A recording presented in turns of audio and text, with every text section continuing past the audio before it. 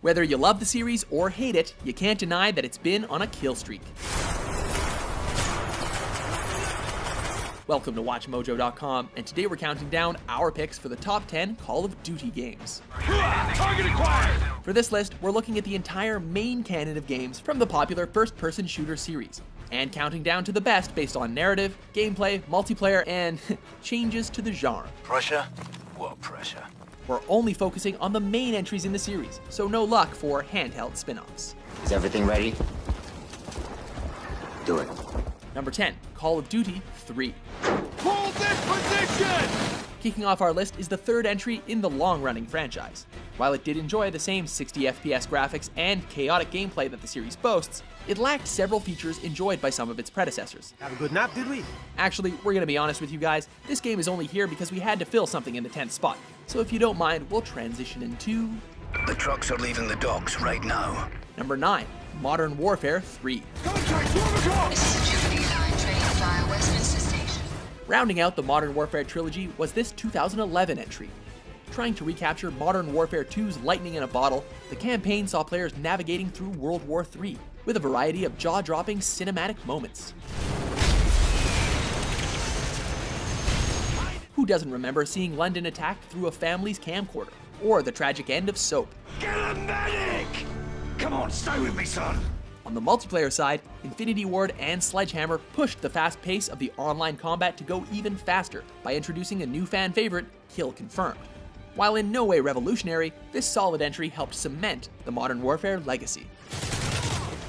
Kill confirmed.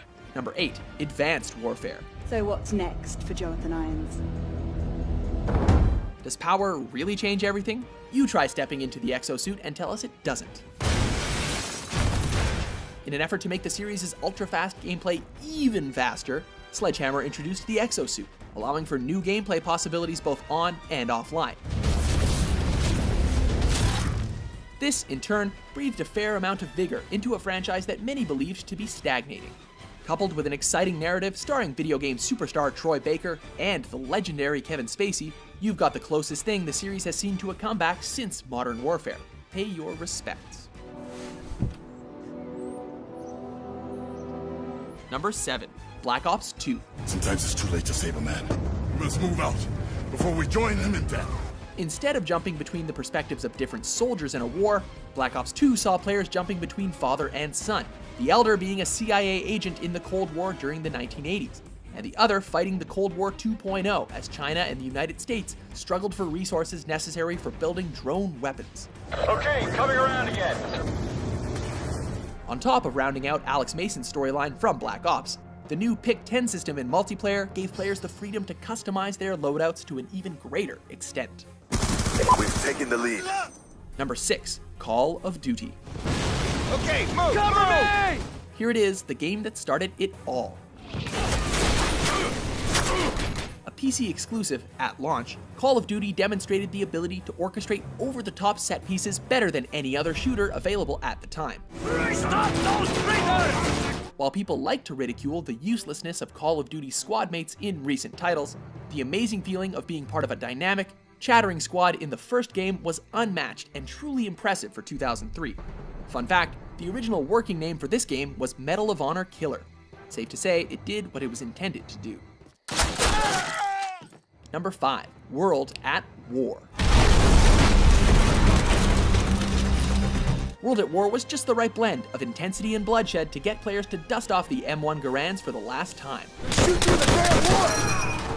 Showcasing some of the most brutal moments of the Second World War, namely the US invasion of the Japanese islands, and the Russian front pushing from Stalingrad to Berlin, the campaign was by far the most violent in the series to date, and it was also cemented by the talents of Kiefer Sutherland and Gary Oldman. Take my rifle and watch the road. On top of it all, it introduced us to one of the most popular side modes in video games ever, Nazi zombies. Number 4, Modern Warfare 2. Bigger is the name of the game in Modern Warfare 2, as an in-your-face campaign was improved by some of the franchise's finest online multiplayer, only made better by the inspired map designs and customizable score streaks. The campaign stepped up how cinematic the games could get, taking the fight onto the doorsteps of the United States with a laundry list of jaw-dropping set pieces, many of them quite literally ripped from a certain Michael Bay film. The buzz that this game got may still have you talking for a while. Just remember, no Russian. Number 3, Call of Duty 2.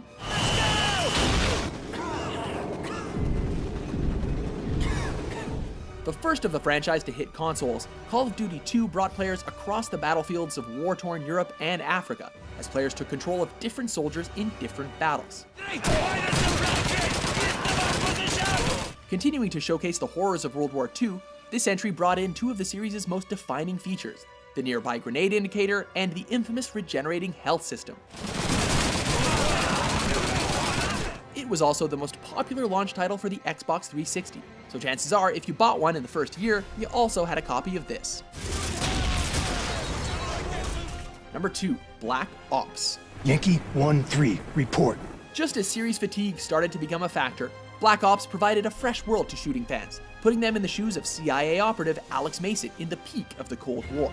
I believe I'm correct in saying that civilization has been saved more than once in this room. This not only allowed for some tense missions as well as fantastically inspired multiplayer, but also gave the series some of its best narrative and mind-bending storytelling moments. It was made all the better by voice actors Sam Worthington, Ed Harris, and even Gary Oldman reprising his role from World at War. The multiplayer also got one of its best maps in the series, with the introduction of Nuketown, which quickly became a fan favorite. Number 1, Modern Warfare.